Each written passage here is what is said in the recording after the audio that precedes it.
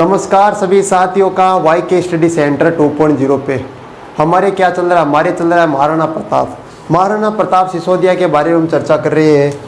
अब आता है हल्दी घाटी का युद्ध हो गया। हल्दी घाटी के युद्ध के बाद महाराणा जो अपने अभियान जो शुरू रखते हैं, यानी अपनी लड़ाई जो शुरू रखते हैं महाराणा प्रताप। अब आगे चर्चा करते हैं। यहाँ आ गया कुंभलगढ़। मान लीजिए कि यहाँ कुंभलगढ़ दुर्ग है। कुंभलगढ़ दुर्ग में है राणा प्रताप कि महाराणा प्रताप है कुंभलगढ़ दुर्ग में। इधर है अकबर, इधर अकबर आ गया इधर। अब अकबर आता है हल्दी घाटी के युद्ध के तुरंत बाद ही, कि हल्दी घाटी का युद्ध होता है उसके तुरंत बाद ही अकबर आता है। अकबर यहाँ से रवाना हुआ और आया अपने दुर्ग, मैगजीन दुर्ग कह दो या अकबर का दौलत खाना कह दो। दौलत खाना में आ गया अकबर। इसमें आने के बाद अकबर अपनी सेना लेके जाता है और आता है गोगुंदा। अकबर आता है गोगुंदा और गोगुंदा पे अधिकार कर लेता है अकबर। गोगुंदा पे अधिकार कर अकबर आगे आता है उदयपुर, कि गोगुंदा पे अधिकार कर लिया अकबर ने और आगे रवाना होता है। तो आगे आ गया उदयपुर पर अधिकार करके उदयपुर का नाम बदल देता है और नाम रख देता है मोमिनाबाद या मुमदाबाद। मुमदाबाद भी मिलता है, मुमदाबाद या मोमिनाबाद या मुमदाबाद या मोमिनाबाद रख देता है। और अकबर उदयपुर के बाद में आता है डूंगरपुर। यहाँ पड़ता है डूंगरपुर और यहाँ पड़ता है बांसवाड़ा, कि डूंगरपुर और बांसवाड़ा आता है। तो डूंगरपुर का रहता है आस्करण। डूंगरपुर का जो राजा है उसका नाम है आस्करण और बांसवाड़ा का नाम है प्रताप सिंह। प्रताप सिंह तथा आस्करण दोनों अकबर की अधीनता स्वीकार कर लेते हैं। और अधीनता स्वीकार करने के बाद अकबर चला जाता है, वापस आ जाता है अपने ठिकाने पे। अकबर वापस आ जाता है। अकबर के बाद साहबाज बड़ा ही खतरनाक व्यक्ति रहता है। तो अकबर भेजता है इसे, साहबाज का। एक पिछली जो फर्स्ट ग्रेड का पेपर था उसमें क्वेश्चन आया था साहबाज को लेकर, कि साहबाज ने मेवाड़ में कितनी बार आक्रमण किया। तो हमें याद होना चाहिए कि साहबाज ने 3 बार आक्रमण किया। साहबाज खान ने मेवाड़ पर 3 बार आक्रमण किया, 1577 से 79 तक 3 बार आक्रमण किया। 79-80 भी मिलता है। आक्रमण करता है शाहबाज का, कि शाहबाज का ऐसा व्यक्ति है जो एक भी अपनी सेना में हिंदू सैनिक लेकर नहीं जाता है, कि हिंदू तो बिल्कुल लेके ही नहीं जाता है। ये चला जाता है अपनी सेना लेकर, यहाँ आता है। तो यहाँ ये आ गया कुंभलगढ़ के पास ही आके ये घेराव डालता है, यानी अपने शिविर को रखता है। यहाँ अपना शिविर रखता है कुंभलगढ़ के पास, यानी पहाड़ियों में अपना शिविर रखता है। जैसे ही महाराणा प्रताप को पता चलता है कि मुगल आ गए हैं, अब तुरंत ही हमें यहाँ से जाना होगा, कि कुंभलगढ़ दुर्ग पे कभी भी आक्रमण हो सकता है, मुगल का प्रवेश हो गया है मेवाड़ में। तो यहाँ से प्रताप निकल जाता है। प्रताप ये जिम्मेदारी सौंपता है, कि प्रताप ने इस दुर्ग की जिम्मेदारी सौंपी राव बाण को अपनी जिम्मेदारी सौंपकर प्रताप आ जाता है ईडर पड़ता है गुजरात में। प्रताप आ गया ईडर में और ईडर से चला जाता है, अपनी जिम्मेदारी सौंपकर राव बाण को ईडर चला जाता है। ईडर के पास जाता है चूलिया ईडर से चला जाता है चूलिया में। तो अब इधर से शाहबाज खां आता है, इस पे आक्रमण करता है। यहाँ पे कुंभलगढ़ दुर्ग पर अधिकार करता है, जैसे राणा प्रताप नहीं मिलता है। तो इसे एक दुख भी होता है कि राणा प्रताप को मैं पकड़ नहीं पाया या अधीनता स्वीकार नहीं करा पाया। लेकिन एक बात की खुशी भी होती है इसे, कि कुंभलगढ़ दुर्ग को कभी किसी ने जीता नहीं, वो काम मैंने किया है जीतने का, किस दुर्ग को मैंने जीता है। एक बात की खुशी भी होती है। और ये दुर्ग सौंप देता है, ये दुर्ग सौंपता है गाजी खां को। शाहबाज खान ने दुर्ग सौंपा गाजी खां को। दुर्ग पर अधिकार हो गया 3 अप्रैल 1578 को। 3 अप्रैल 1578 को। फिर ईडर से चला जाता है राणा प्रताप चूलिया में बामासा और उसका भाई का नाम मिलता है ताराचंद। बामासा था उसके भाई ताराचंद ने इनकी सहायता की और 25,000 सार की उपलब्ध करवाई। सार की जैसे ही शाहबाज खां को पता चलता है कि महाराणा तो गोगुंदा में बैठे हैं, तो वहाँ से तुरंत ही हाथों हाथ ही रवाना होता है और गोगुंदा आ जाता है। जब गोगुंदा आता है शाहबाज खां, तो राणा प्रताप चले जाते हैं उदयपुर। जब ये उदयपुर आता है तो ये उदयपुर से आ जाते हैं सिरोही, उदयपुर से सिरोही आ जाते हैं, ये वापस चला जाता है फिर अकबर के पास। अकबर ने सोचा कि ये पहली पोत जाकर भी इतना डंगा करके आ गया, तो एक बार और भेजते हैं। देख, तो दूसरी बार भेजा, तो दूसरी बार ही असफल होकर वापस आ जाता है शाहबाज खां। प्रताप को भामाशाह ने 25,000 रुपये दिए। 25,000 सार की भी कहते हैं इसे, सार की भी कहे, यानी 25,000 दिए, इसलिए इसे मेवाड़ का उद्धारक कहा जाता है।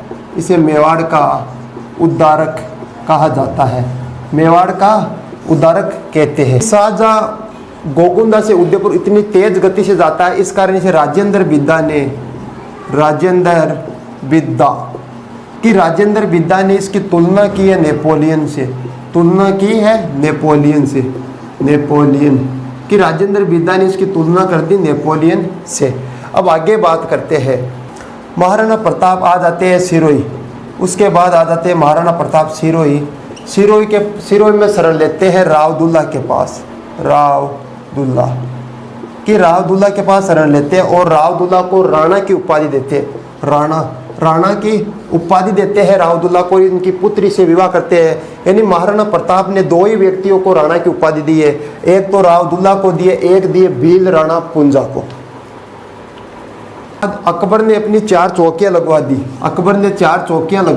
4 चौकियां या कह दो या 4 थाने लगा दो, थाने कह दो, एक ही बात है। 4 चौकियां इस कारण लगाई कि प्रताप जहां कहीं भी दिखाई दे उसे तुरंत गिरफ्तार कर,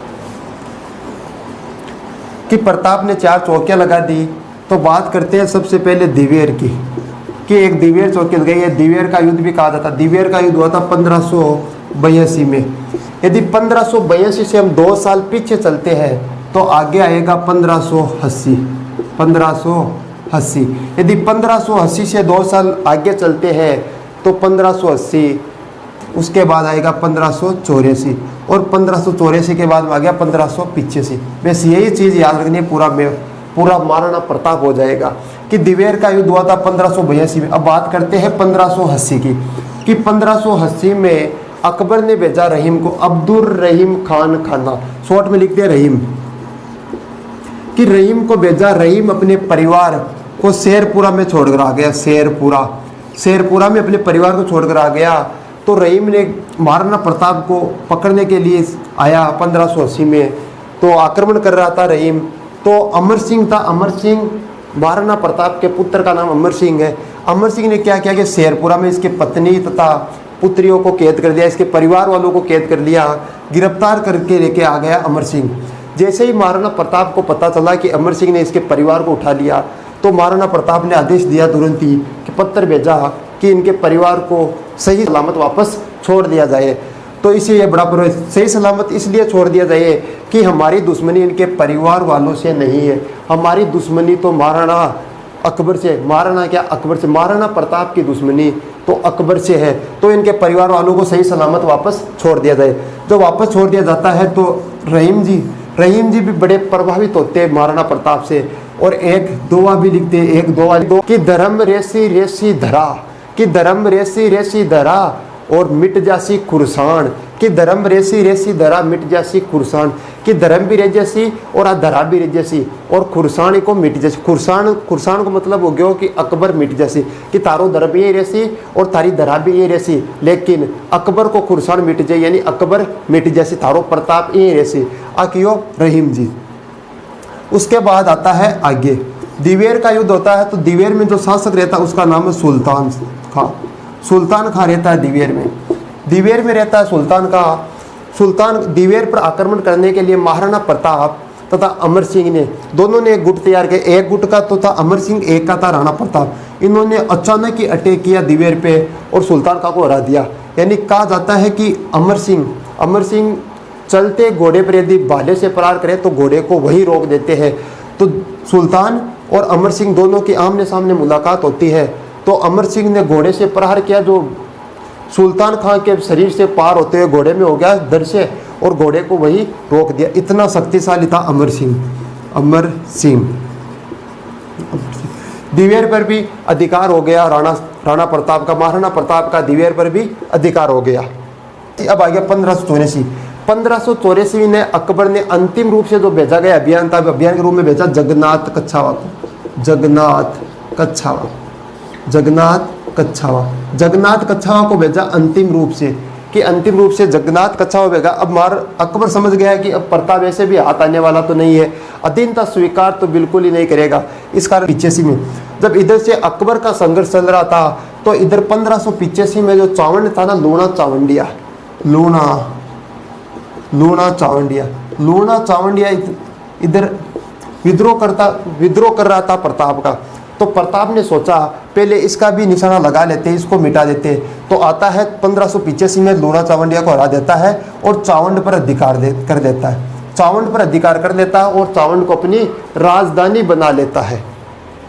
बात कर रहे हैं 1572 से 1585।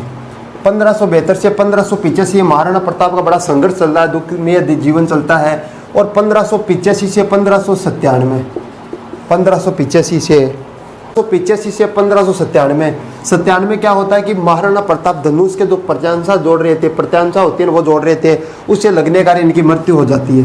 इनकी मृत्यु हो जाती है। कहाँ होती है मृत्यु? होती है चावंड में। मृत्यु हो गई चावंड में, महाराणा प्रताप की मृत्यु हो गई चावंड। और इनका दाह संस्कार हो गया बारडोली में। बारडोली में इनका दाह संस्कार हो गया। बारडोली में इनकी 8 खंभों की छतरी है, 8 खंभों की छतरी बारडोली में है। वातार मृत्यु हुई चावंड में। जब पता चलता है अकबर को पता चलता है कि महाराणा प्रताप की मृत्यु हो गई, कि महाराणा प्रताप जी चले गए, तो लोगों ने सोचा कि अब अकबर खुश होगा। लेकिन अकबर खुश नहीं हुआ था। अकबर और महाराणा प्रताप की कुछ लड़ाई ज़्यादा नहीं थी, लड़ाई उनकी तो केवल और केवल विचारों की थी। कि अकबर चाहता था कि मेवाड़ या राजस्थान के सभी शासक मेरी अधीनता स्वीकार करें और मेरे नीचे रहे। लेकिन प्रताप ऐसा नहीं था। प्रताप चाहता था कि मेरे जिंदा रहते हुए मैं कभी भी अधीनता स्वीकार नहीं करूंगा। अधीनता स्वीकार क्यों नहीं करना चाहता था प्रताप इसलिए नहीं करना चाहता था कि मान लीजिए अधीनता स्वीकार कर ली यदि अकबर की, तो अकबर के दरबार में जाना होगा, अकबर जैसा कहेगा वैसा करना होगा। ऐसा तो महाराणा प्रताप बिल्कुल भी नहीं चाहते थे। इस कारण अधीनता स्वीकार नहीं की। तो उसके पास एक डुरसा हाड़ा रहता है, अकबर के पास डुरसा हाड़ा ने कहा कि विरुद्ध क्षत्रिय बावनु, विरोध क्षत्रिय बावनों का अर्थ हुआ है कि अकबर, क्षत्रिय तो होगो राणा प्रताप और बावनु होगो अकबर, कि अकबर तो महाराणा प्रताप के सामने एक बावनु सीख लागे। इस कारण इसे क्या विरुद्ध क्षत्रिय बावनु। अब अकबर ने क्या किया, अब इधर तो महाराणा प्रताप हो गए, उनके बाद इसका शासक बनता है चावंड में अगला अमर सिंह बनता है। इधर आ गया अकबर, कि अकबर ने भेजा अपने पुत्र जहांगीर को भेजा अमर सिंह से अधीनता स्वीकार करने के। एक बार कोशिश और कर लेते हैं, कहीं अमर सिंह मान जाए तो अधीनता स्वीकार कर ले तो। लेकिन अमर सिंह ने भी बड़ा कड़ा मुकाबला किया और जहांगीर वापस चला जाता है अकबर के पास जहांगीर चला जाता है। 1600 ईस्वी में किया था इसने आक्रमण, 1600 में किया, लेकिन अमर सिंह भी इसे हरा नहीं और वापस चला जाता है। अब आगे का शासक बनेगा, इधर तो अमर सिंह है ही, चावंड में तो अमर सिंह, और अब अकबर के स्थान पर आ गया जहांगीर के दो या सलीम। जहांगीर आ गया। अमर सिंह के विरुद्ध में अभियान शुरू कर दिए। पहला अभियान भेजता है 1605 में, दूसरा भेजता है 1608 में, तीसरा भेजता है 1609 में, चौथा भेजता है 1611 में। 1605, 8, 9, 11। 1605 में भेजा शहजादा परवेज को, शहजादा परवेज को भेजा 1605 में बयान के रूप में। 8 में भेजा महावत खां को भेजा 1608 में। 1609 में भेजा अब्दुल्ला खां को भेजा 1609 में। 1611 में भेजा राजा बसु।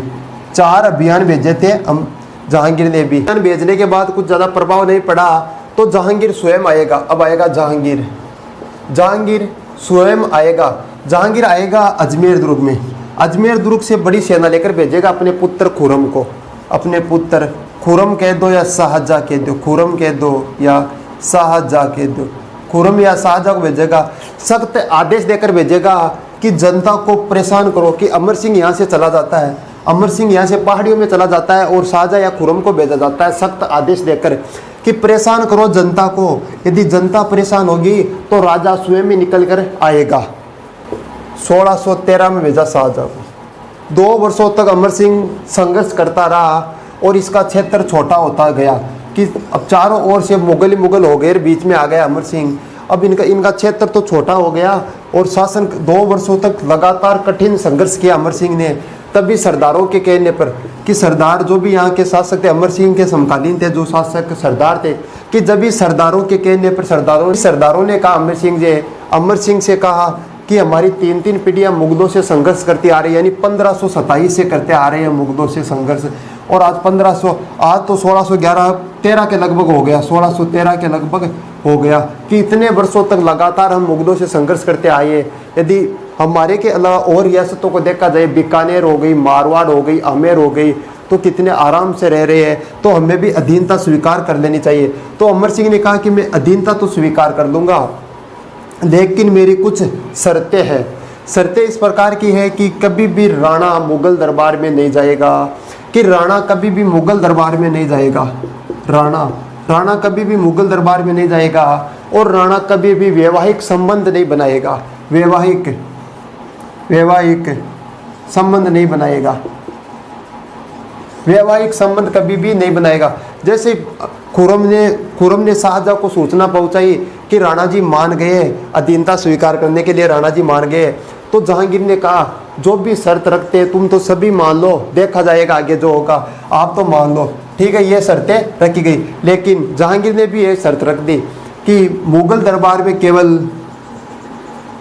राजा का पुत्र ही आएगा, कि राजा का पुत्र ही आएगा मुगल दरबार में, और राजा कभी भी चित्तौड़ दुर्ग की मरम्मत नहीं करेगा, कि चित्तौड़ दुर्ग की कभी भी मरम्मत नहीं करेगा। चाहे और कोई सा भी दुर्ग ले लो, उदयपुर ले लो, गोगुंदा ले लो, कुछ भी ले लो, आप चित्तौड़ भी ले लो, लेकिन इसकी मरम्मत आप कभी भी नहीं करेंगे। लेकिन अमर सिंह के बाद आता है करण सिंह, यानी करण सिंह रहता है इसका पुत्र।